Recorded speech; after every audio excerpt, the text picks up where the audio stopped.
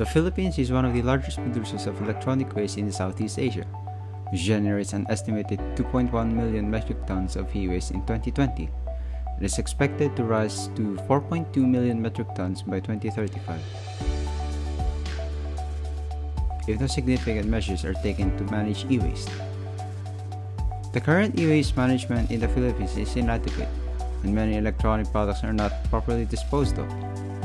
This leads to environment and health risks due to toxic chemicals contained in e-waste.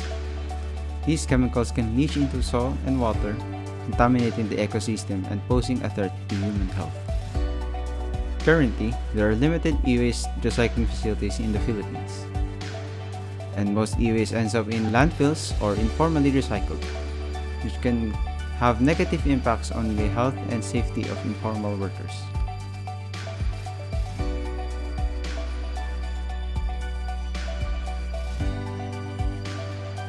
The Philippine government has implemented measures to address waste management issues, including the Ecological Solid Waste Management Act of 2000 and the National E-Waste Management Plan, but implementation and enforcement are lacking. The government agencies responsible for waste management, including the National Solid Waste Management Commission and the Department of Environment and Natural Resources. Private companies and non-governmental organizations have also established recycling programs and initiatives to address waste management issues in the country. The Zero Waste Philippines Coalition advocates for zero waste policies and practices.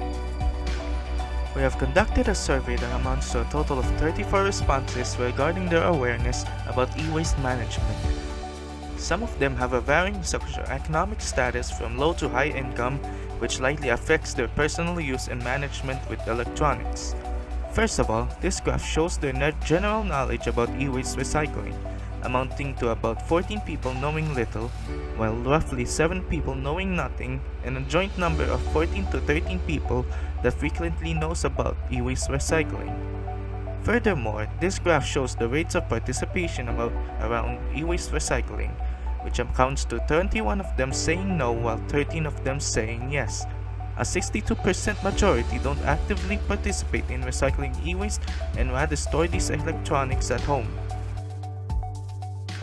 Efforts have been made in the Philippines to address the problem of waste management, but more must be done in order to guarantee successful implementation as well as long-term viability.